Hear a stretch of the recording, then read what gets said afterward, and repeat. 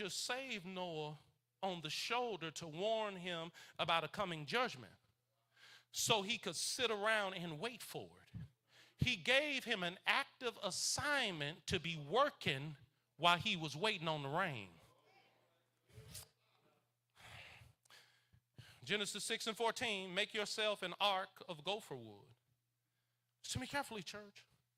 Faith is not a warm, fuzzy feeling you get doing worship. Faith is detailed, gritty, and going to require you to sweat. God has done something for us, but the question now, are we willing to do something for him?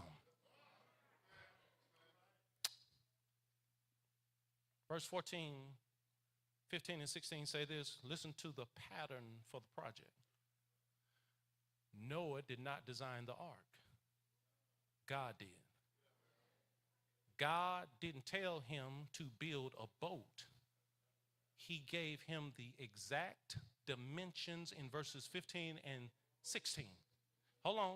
Specific measurements, specific materials. It was to be massive, a block-like vessel designed to sail, not just survive. But think about the incredible tension here. Because when God calls us to do something, we have to be thinking how Noah thought. How did Noah build a 3-story ocean liner size structure when he absolutely had no blueprint? He had no examples to study. He had no chat GPT. He could not Google it. He didn't pull up a tutorial on the internet. He had to keep listening close to God. Can I tell you this morning that sometime God is going to call you out of what you know and trust him for what you do not know? See, the church is becoming a place where we operate more on familiarity than we operate on faith. Familiarity says, why we got to change? We always been doing this way. But faith says, if you want to see something you never had, you got to be willing to do something you never did. I wish I had somebody that can testify that the definition of a crazy person is a person who keeps doing the same things but expecting something different. If you keep doing what you're doing, you're going to keep getting what you're getting. But if you're going to have what God has for you, you're going to have to live by faith and not by sight. Here is the spiritual truth that frees us today. The God that supplied the plan is the God that supplied the wisdom.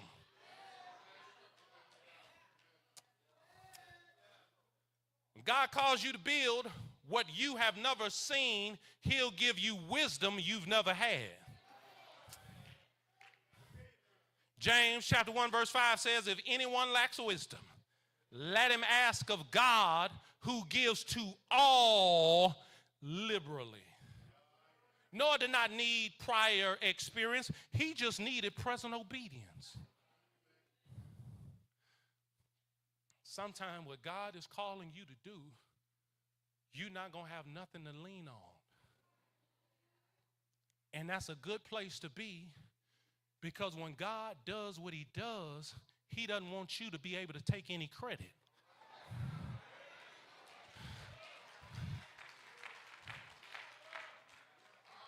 In this church this morning, there are two types of people.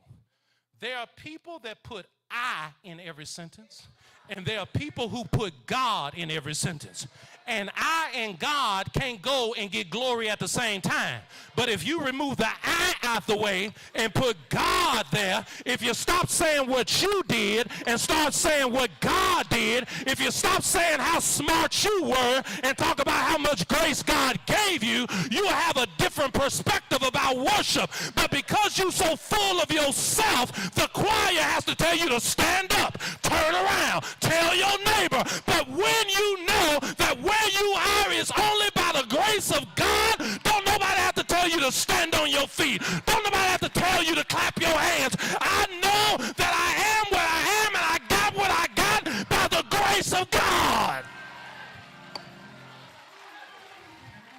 God. Here is the spiritual truth.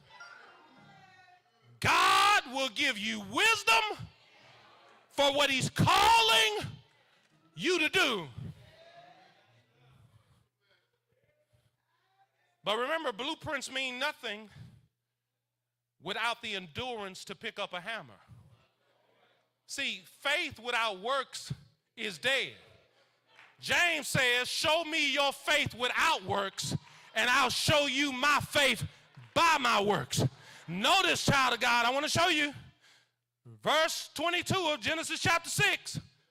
And Noah did all that the Lord commanded him. How in the world did Noah build this massive boat over the course of 120 years? Where did the endless supply of wood come from? How did he handle the constant mockery and criticism of people who wanted to criticize his work but wouldn't help him work? The answer is that God always supplies what he commands. Philippians chapter 2 verse 13 says this, for it is God who works in you both to do his will and to bring him good pleasure. Listen to me carefully. If God commands it, he funds it. If God orders it, he'll give you the energy to keep it going. God provided the trees and the forest. God provided the time on the calendar. God provided the supernatural strength. God provided his 3 sons to help him carry wood up that second and third layer of the yacht. Well, hold on, because in Hebrews chapter 11, verse 7, it says he prepared. That verb prepared means, watch this, agonizing, continuous action over a long period of time until he saw what God said he was going to see. Lord, deliver us from people who are lazy and believe they can get what God has for them overnight. You're going to have to be consistent over a long period of time for you to see what God has for you. Ain't nobody going to give you nothing.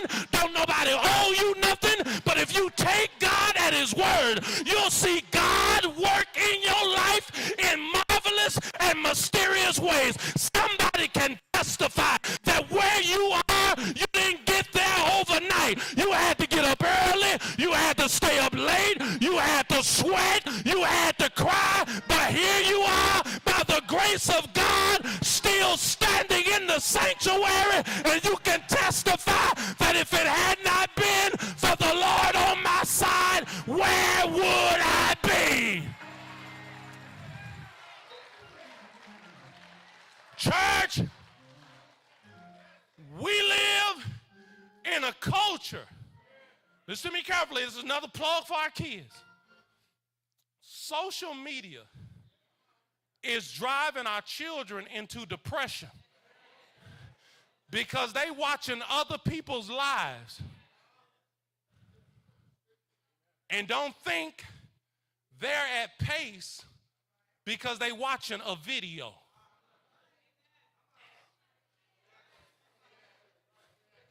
The suicide rate in the African American community is higher than it's ever been because we are watching screens but not listening to the Savior. And if you would turn that screen off, turn them notifications off, keep your eyes on your own paper, somebody know that God may not give it to you overnight, but day by day and step by step. And if you keep clocking in and if you keep clocking out, God will make a way. God will take care of you. God will use every ounce that he put in you, and God will get it out. Somebody here can testify. You've had to cry sometime. You thought about giving up, but you kept on going, and you're here today as a living testimony. You got a story to tell that God's been good to you, that God will work it out, that God will make a way. That's what it is, church. 100. Listen carefully, church.